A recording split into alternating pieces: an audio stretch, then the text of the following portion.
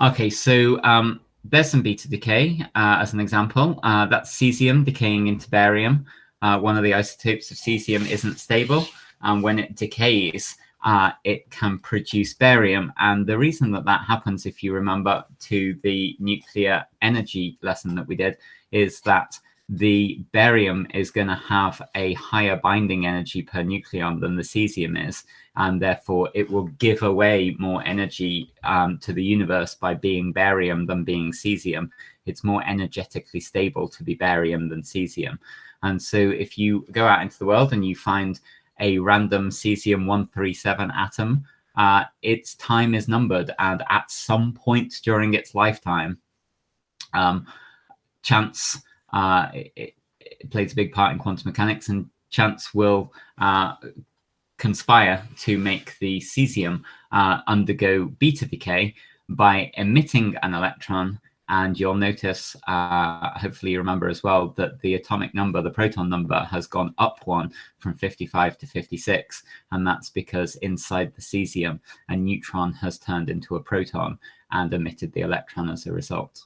So that's just GCSE physics on the page in front of you.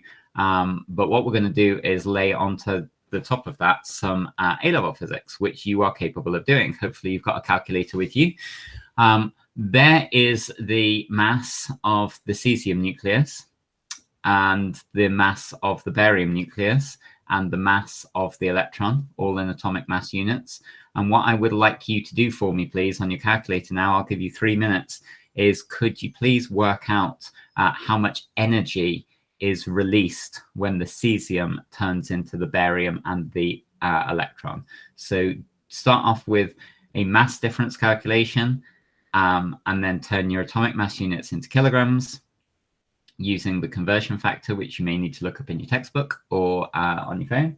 And then you need to convert the kilograms into energy using Einstein's E = mc squared. And that'll give you an answer in joules. And then I need you to convert your joules into electron volts or mega electron volts, please, using the elementary charge as your conversion factor. So I'm going to give you 3 minutes. I'd like an energy, please, for that decay.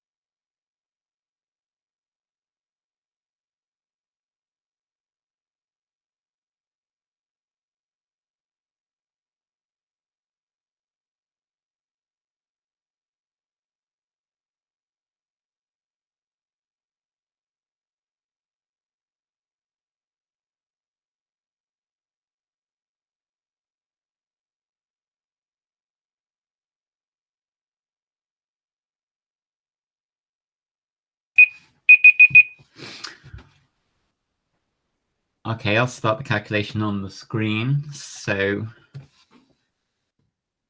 you should have got that the mass difference was 7.0 times 10 to the minus 4.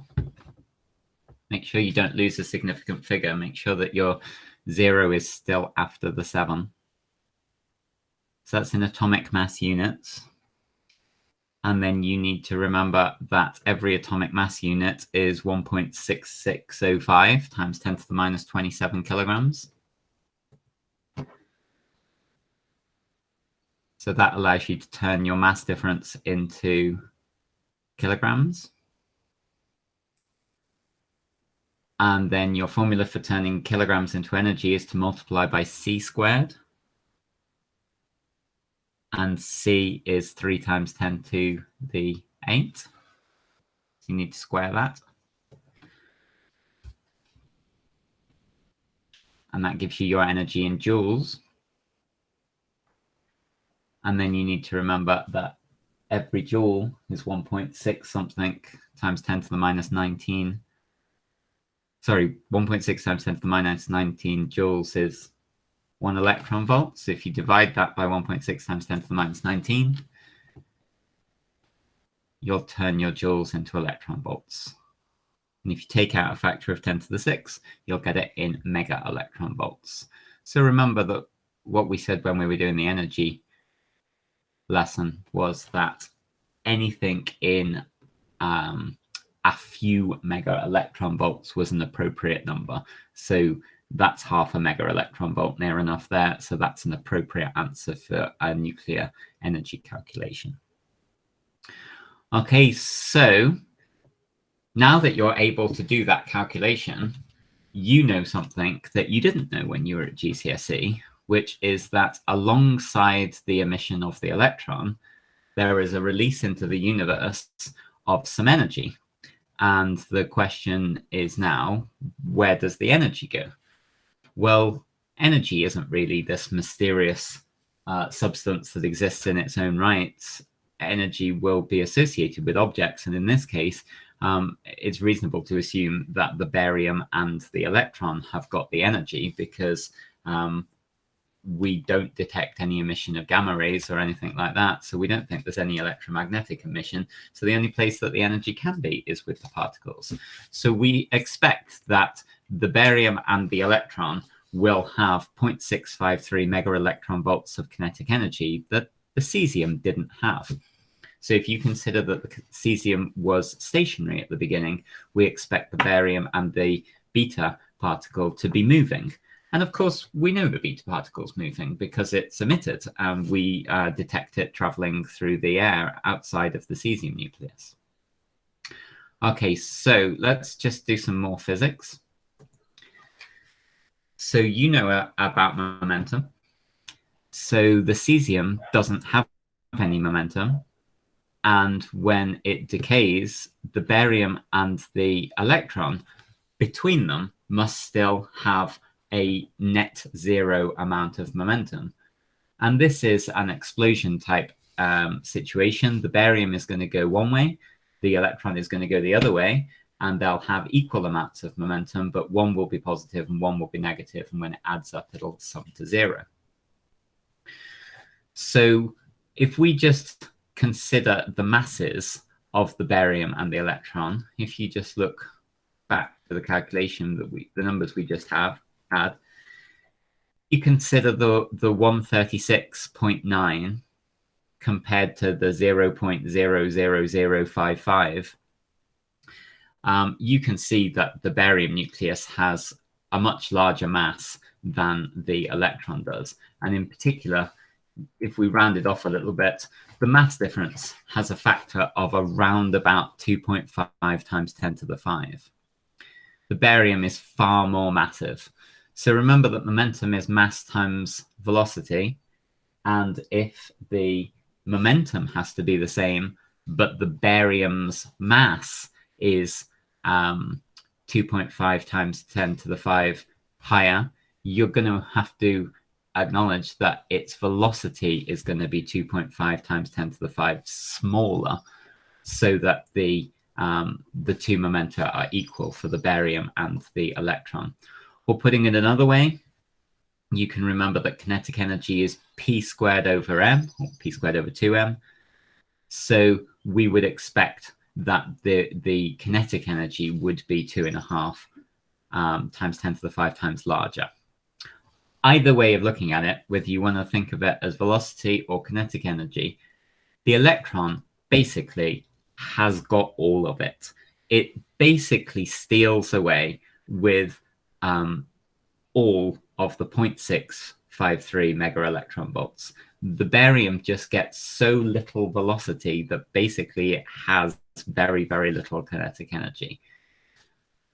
What this means as a prediction is that we expect all of the beta particles to come out of the cesium nucleus with the same kinetic energy and therefore the same velocity. And therefore, if we measure the kinetic energy of the electrons that are emitted, we expect to get a single figure of 0.653 MeV every single time we do the measurement. Now, to be clear, before I put the next slide on, if I'd have written an alpha decay equation up there, and that had been an alpha particle instead of an electron, and we'd have done exactly the same calculation, and we'd have got a prediction of the energy, and then we went away and measured the kinetic energy of the emitted alpha particles, it's bang on. Every time the prediction is perfect. But for the emission of the beta decay, it isn't. It's very, very wrong. So here's a graph of what we do detect when we look at the beta particles that are emitted. So we'll do a frequency graph. So across the bottom is kinetic energy, and up the side is the number of electrons that we detect with that energy. So we would expect just a spike up here somewhere. This is our prediction of 0.653 MeV, and we would just expect all of the electrons to have this energy here. However, what we actually get is this shape of graph. It turns out that not a single emitted electron is ever observed to have 0.653 MeV. Not one, not ever. In actual fact, the majority of the electrons have kinetic energy far, far less than the predicted maximum. We do get some electrons with more kinetic energy, and we do get some electrons with less kinetic energy, but it is definitely a spectrum rather than a single line. And the peak of that spectrum is nowhere near the predicted value. What this is an example of is a scientific theory making a prediction that when tested against experiment comes up not just slightly off, but wrong, just plain and simple wrong. And what that means is that we have a theory that makes incorrect predictions, and therefore our theory itself has to be considered as incorrect. We've done something wrong, we've made an incorrect assumption, and we need to go back to the drawing board and fix it. There is no amount of tweaking that is going to fix this result. We've made a mistake. And the mistake we've made is by assuming that the beta particle was the only particle that came out. What we're actually seeing in this graph is that if this is the maximum amount of kinetic energy, then the beta particle only ever gets some of it. This beta particle here only got, say, half of the energy. Where did the rest of it go? Well, we must be missing a particle. There must be another particle that's coming out. So this, as the basis of our decay equation, is an incorrect model. And in actual fact, we need to hypothesize that there is another particle that comes out. This particle must be fairly shadowy, because if it was detectable easily, we'd have detected it. Our detectors are very, very, very good. And the fact that we don't find this this extra particle come flying out means that it must have interesting properties that aren't like the beta particle. They're not like the electron. So a physicist, an Italian physicist called Enrico Fermi, he gave it an Italian name, which means little neutral one. The idea being that if it had very much mass, it would have collided with something and we would have noticed. And if it had any electric charge, then it would have interacted with something electromagnetically and we'd have noticed. And so Fermi is predicting that this particle has practically no mass and no electric charge. In actual fact, and I think I mentioned this in the previous lesson, in the standard model of nuclear physics, we treat the mass of the neutrino to be actually zero, a totally massless particle like the photon of light. In modern experiments, the last decade or so, we're fairly sure that the neutrino does have a very, very small amount of mass, but that hasn't been absorbed fully into the standard model yet, because experiments are still ongoing. But whether it's zero or very, very small, it's practically zero for the experiments that we're talking about today. So the neutrino manages to escape from the nucleus, carrying away some of the kinetic energy. Just like a photon of light is able to transfer energy from place to place, the neutrino is able to transfer energy away. And so sometimes the neutrino gets a lot of energy, leaving the electron with very little. And sometimes the neutrino takes away very little energy, leaving the electron with the majority of it. But they're always sharing this energy. And the barium, because it has such a large mass and because momentum is conserved, it never gets very much velocity, and therefore it never gets very much kinetic energy. Okay, so we now need to ask ourselves the question, where is it in our physics that predicts that a neutrino can be created? Because if we can nail that down, we might be able to look at the properties of a neutrino, predict the properties of a neutrino, and therefore we might be able to predict how it can be made to interact with matter, and therefore we might be able to create detectors that can detect it to validate the model. So we need to go back to beta decay now, and we need to ask the question, how is it that we could create an extra particle? Just before we move on, just to note, as the model develops and as we understand more about the properties of the neutrino, we appreciate, you will appreciate in a few slides' time, that the neutrino is always produced alongside the electron, and the two go hand in hand. And that's why they're both referred to as the same family, leptons, that we met last time, and that we have this rule in our model that leptons can't be created or destroyed. So if you create a lepton, you must create an anti-lepton with it so that the total number of leptons in the universe doesn't change. As I told you when we were doing the particle models lessons, this might sound like we're just making up a lot of rules, but actually all we're doing is paying attention to the universe and writing down what we see to be happening. And what we have never, ever seen in any experiments since we did get good at detecting neutrinos, we have never seen any neutrinos be created without their corresponding electron or muon or tau. And it's always an anti-electron neutrino with the electron. Although, to be honest, it is semantics, because you can call it an anti-neutrino or a neutrino. It's your new particle. You can call it what you like. But those are the rules. We always conserve the number of leptons. Therefore, if you've got an electron being produced, you need an anti-electron neutrino to go with it. Okay, so where did the neutrino come from? And in actual fact, while we're at it, how did a neutron manage to turn into a proton and an electron in the first place anyway? We glossed over it at GCSE. If I taught you at GCSE, I said something like the neutron ceased to exist and in its place a proton and an electron began existing. but that was just hand waving. And if we want to do this properly at A level, we need to ask, what is the mechanism? What is the process by which a neutron turned itself into a proton and an electron? And now we find an antineutrino as well. And maybe this will give us some idea of the properties of the antineutrino and allow us to detect it. Okay, so we spent a long time in the 1970s having a good look at the existing theories of electromagnetism and gravity and the strong nuclear force.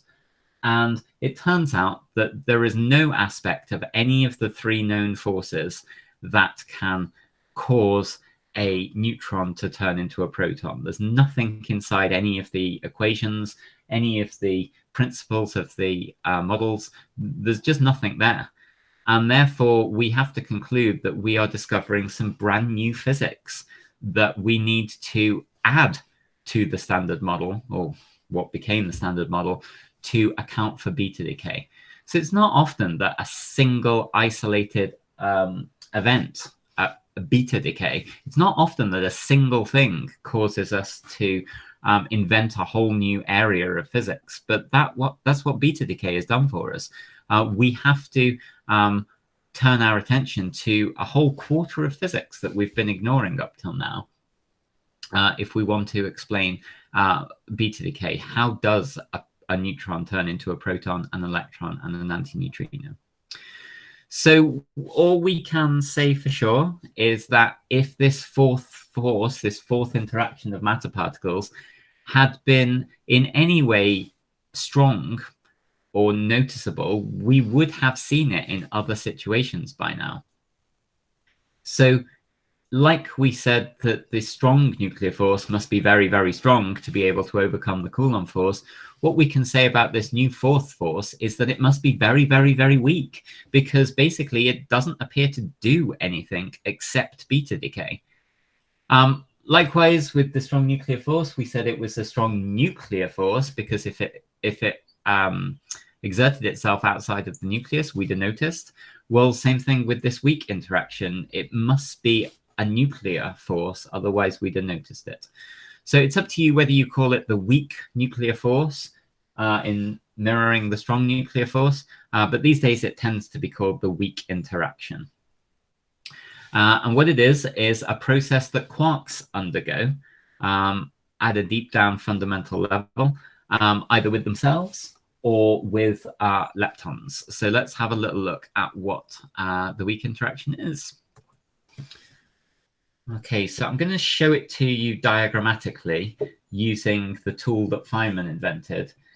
Just to be clear from the outset, you will not be examined on these Feynman diagrams. They're not on your specification and they will not appear on your exam. You do not need to revise them. You do not need to be able to draw them. You don't even need to be able to interpret them.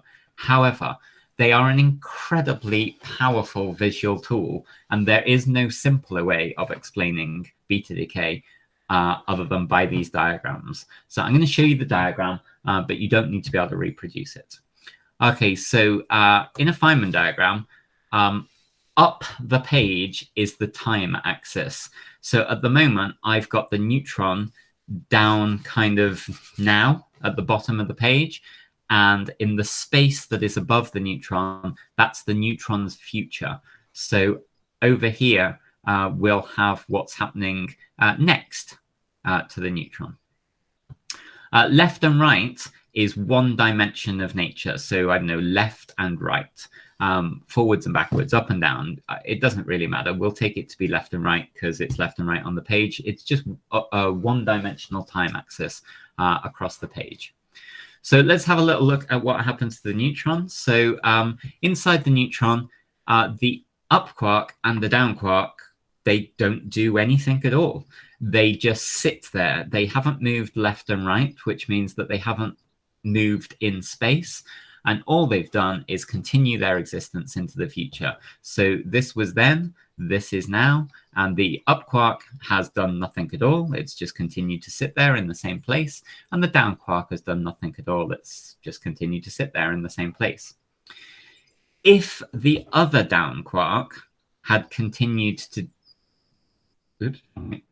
had continued to do exactly the same thing, we now have a problem, because at some point during its journey into the future, the down quark just turned into an up quark.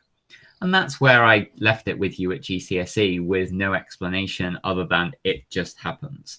But now at A-level, that arrow isn't good enough, and we need to get rid of that, and we need to replace it by what really does happen. So what do we think happened? Well, in the weak interaction, we think that the down quark decayed, that the down quark is a heavy particle. It has more mass than it needs to have, and that therefore in a quantum mechanical statistical universe in which randomness is at play, we think that it is likely that in enough time, the down quark will realize, or the universe will realize, that energy can be minimized further by the down quark shedding some mass. And so what we think happens is that at some point, the down quark emits a little bit of its mass, turning into a lighter particle. And we recognize what the lighter particle is. It's our friend, the up quark. So we think that what happened inside the neutron was that the down quark was jostling around just a little bit. It pulled itself slightly to the side, emitted a little piece of itself by decaying into a pair of new particles.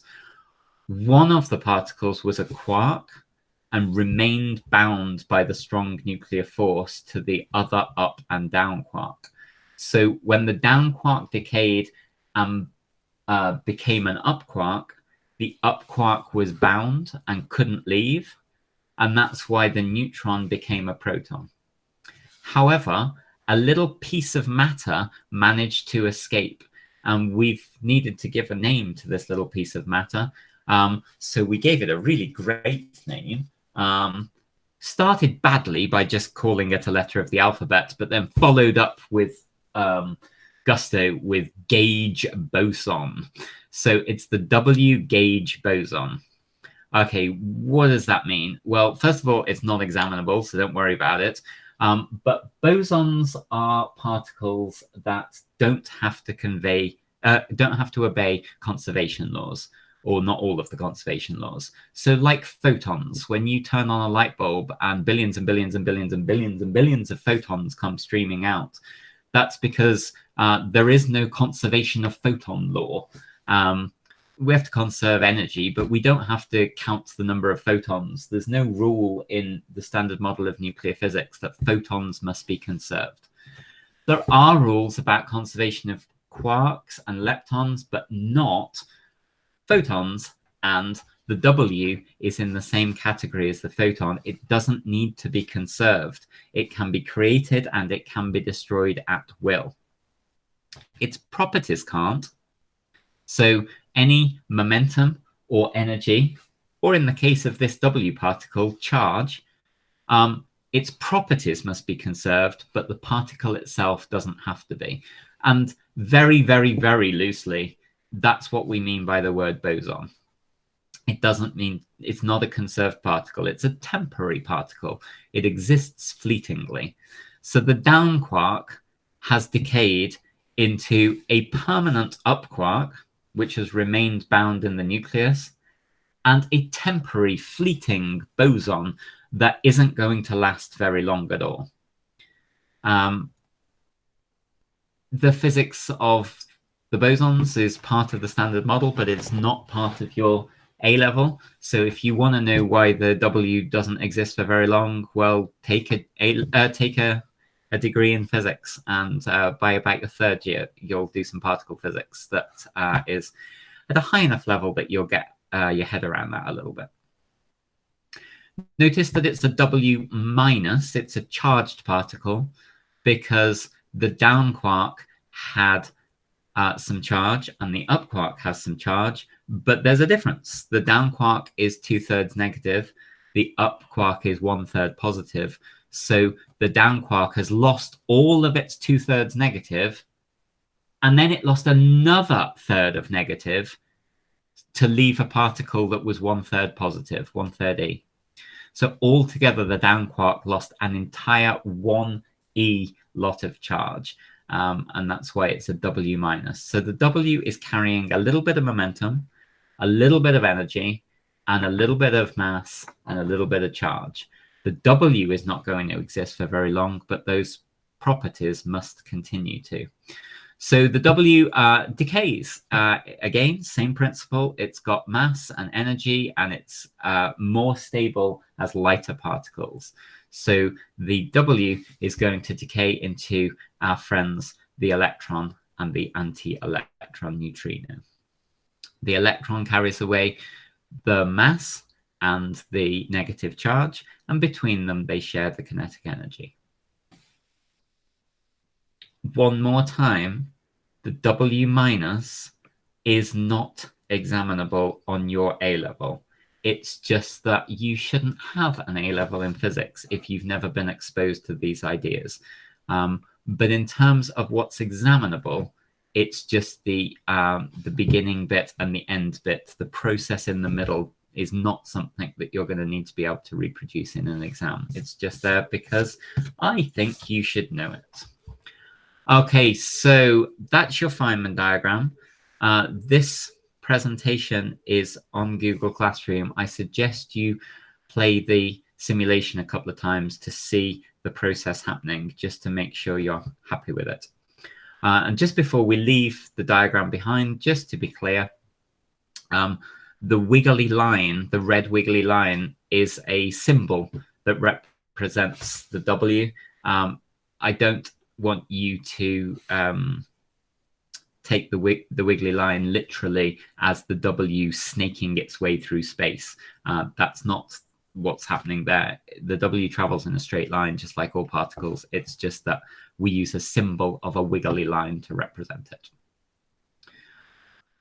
Okay, so the bit that you do need to be able to reproduce are some equations. Like chemical equations, you've seen these before. We've seen some today. So there are 3 different levels that we need you to be able to explain beta decay at.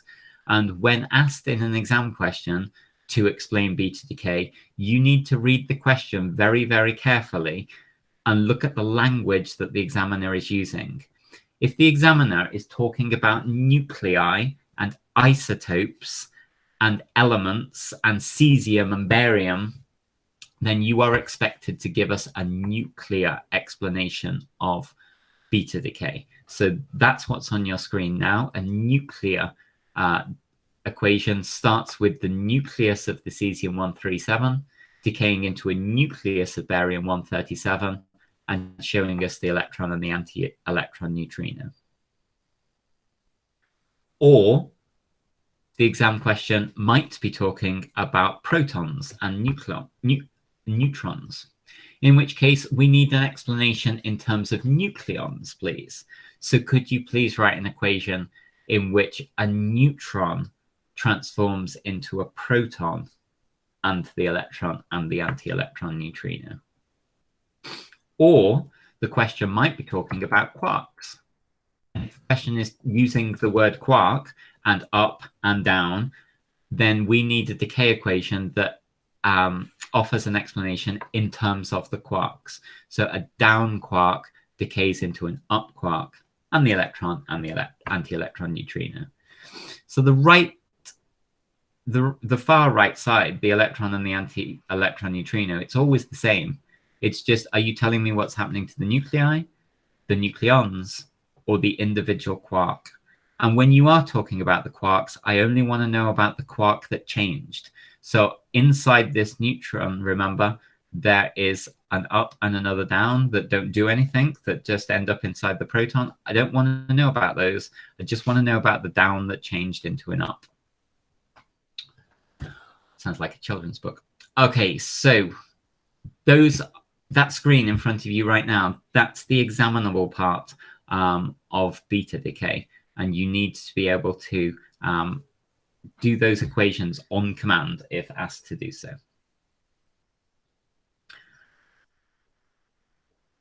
Okay. Also moving beyond GCSE.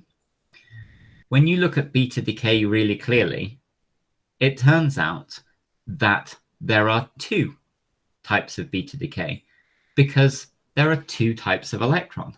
There's the electron and the anti-electron, the positron.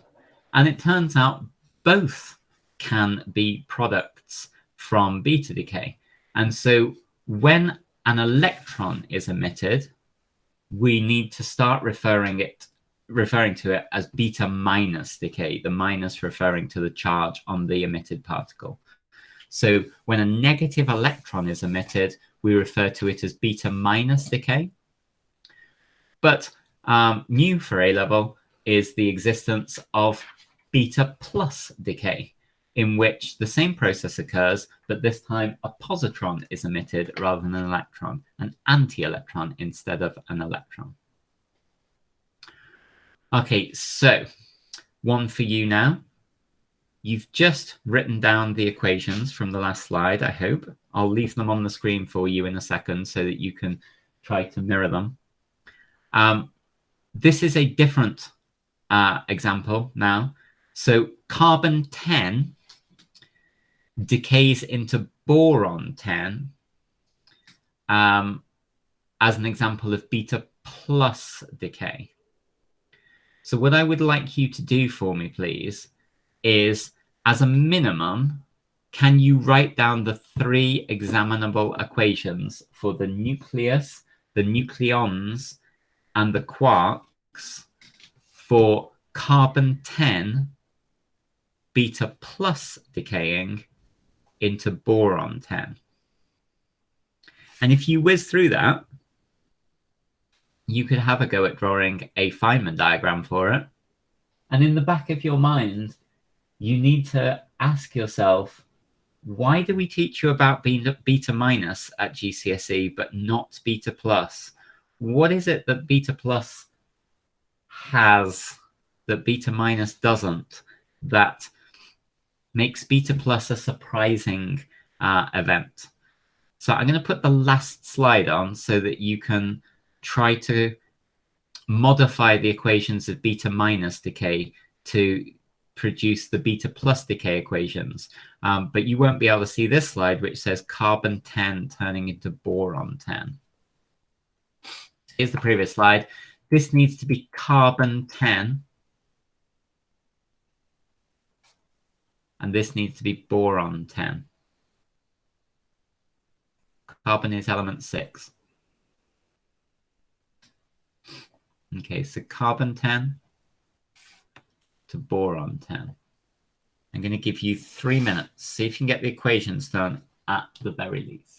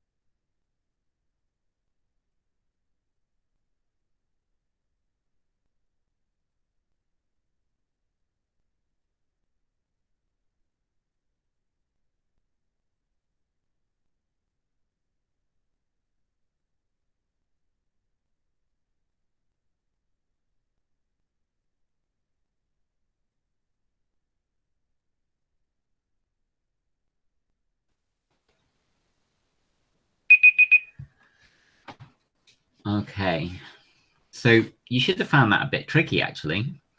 So we'll see how you did. Okay, so here we go. So there's your carbon, which is element 6. Boron's before carbon on the periodic table, which some of you might have known. Boron's actually element 5. But even if you didn't know that, you did know that a positron is being emitted, which means that an amount of positive charge has left the carbon nucleus. And therefore, you should have been able to guess that if an amount of positive charge has left the nucleus, then it must have been a proton that ceased to exist inside the nucleus. So that's your decay equation for the nuclei. Notice that the neutrino no longer has a little hat on it. For the previous equations here, we put the little bar on the top of the neutrino to indicate that it's an anti-neutrino. So now no bar, and that indicates that it's just a fully fledged neutrino.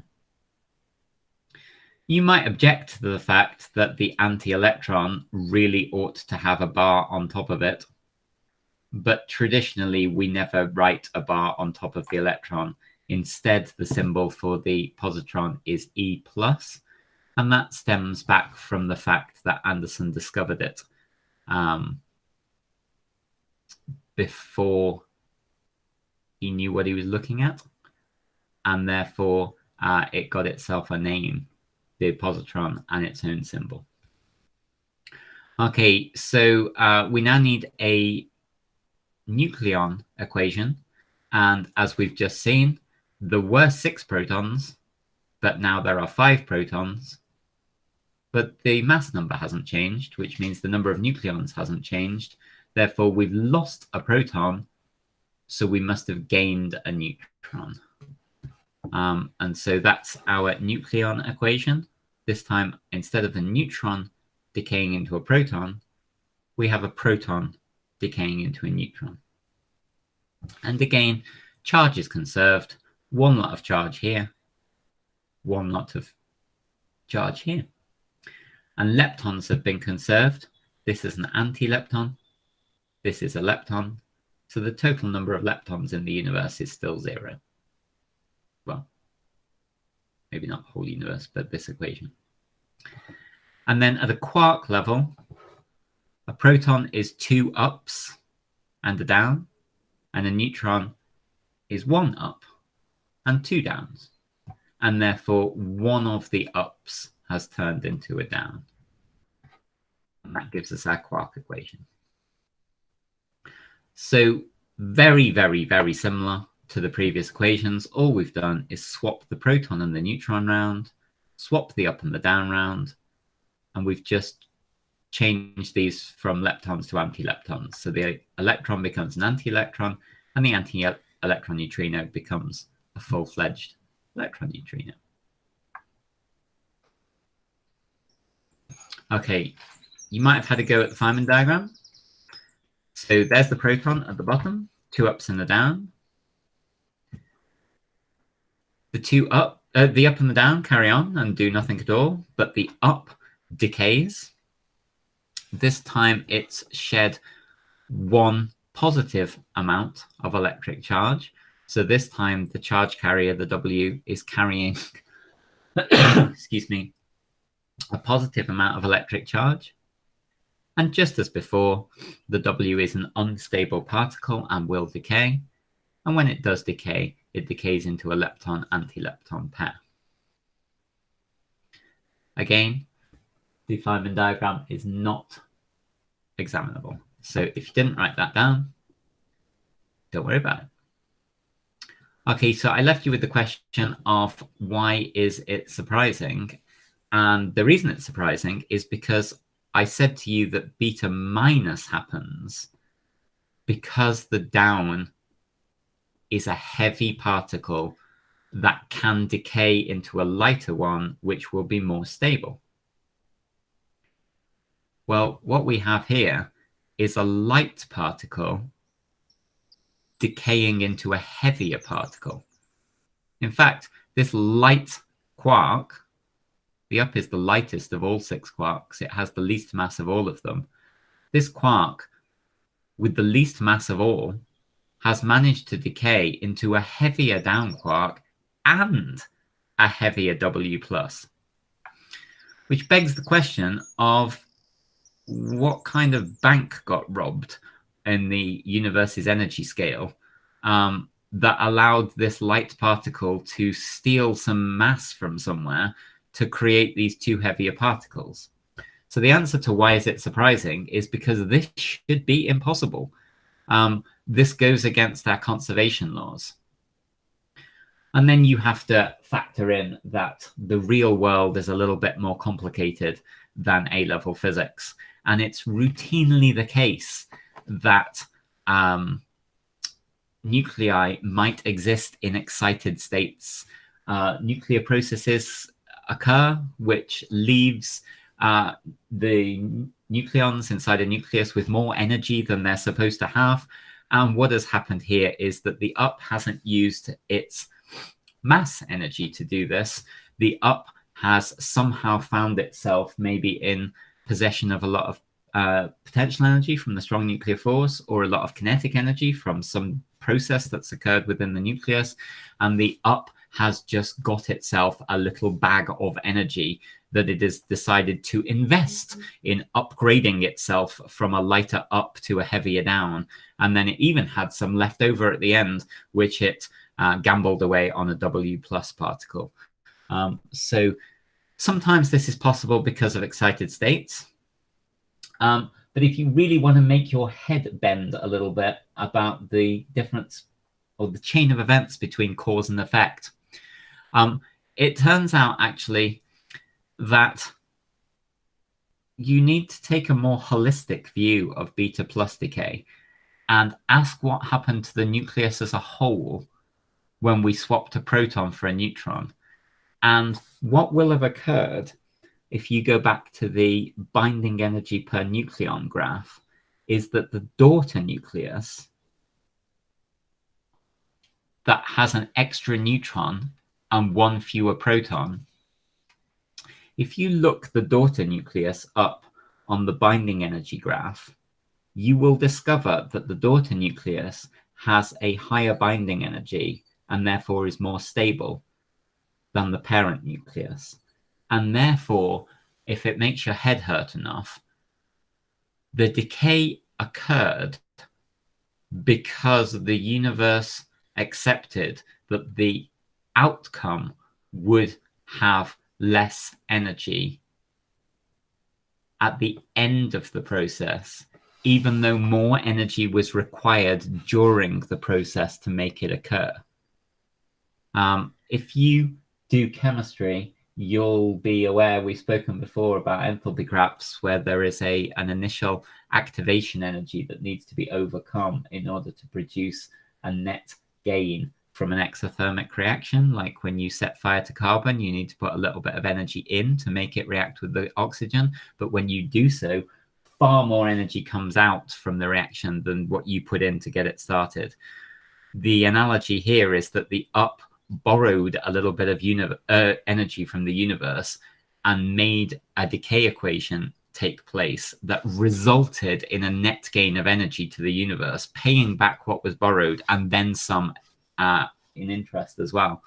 Quantum mechanics doesn't really pay much attention to the direction of the time arrow at a fundamental level, and it couldn't care less whether it is breaking cause and effect over very small timescales. It's probably healthier not to think about it too much, otherwise you'll get a headache. Okay, last slide. Exactly the same equations, these equations. The effect would be the same if instead of a proton emitting a positron, which remember requires a net amount of energy to be borrowed initially. what you can have instead is, again, thinking holistically, this positron is going to nip off into the universe and it will collide with an electron somewhere and it will annihilate, and this positron will disappear from the universe and it will take an electron with it. So within moments of this decay, what will actually occur is that an electron will disappear from the universe when it annihilates with this positron. So in beta plus decay, the outcome eventually is the disappearance of an electron. And in its place, an electron neutrino.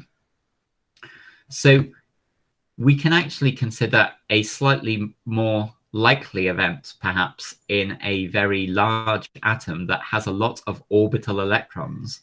You will remember from your chemistry that the orbitals of the electrons are fuzzy smeared out probability zones. And actually, there is a non-zero probability of an electron existing within the nucleus momentarily. And it is possible for an electron that accidentally trespasses into the nucleus to find itself interacting with a quark there.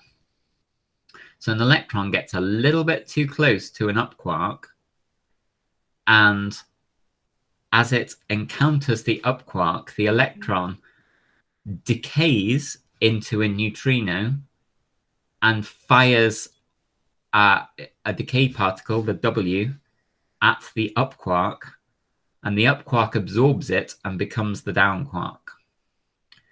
The process is different in terms of which order things happen in, but the outcome is the same. An up turned into a down, an electron ceased to exist, and an electron neutrino began to exist. If you read enough about Feynman diagrams, you'll realize that time is really not very important in the standard model, and the order in which things happen really isn't that crucial. We really just like to ask, what was the state of affairs at the beginning? What was the state of affairs at the end? And in between, just shut up and calculate, and don't worry too much about the actual processes that occurred. Okay, just finish off with the equations. They're exactly the same.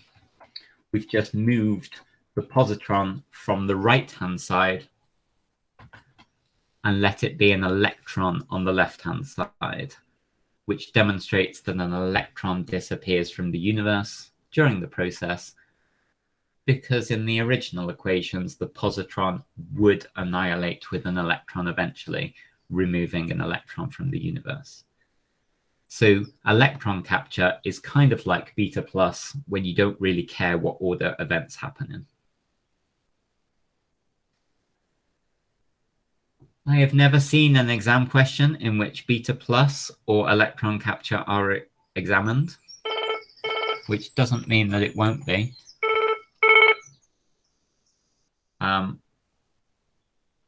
But you are far more likely to be examined on beta minus decay. And therefore, if you are going to only keep one set of equations in your head, it really should be that set. Oops, gone too far. Okay, everything that we have done today is on chapter 24.5. So find an hour at some point after this lesson, go back through this PowerPoint again, read through 24.5, maybe have a look at the handful of questions that are at the end of 24.5, and let me know if anything is unclear.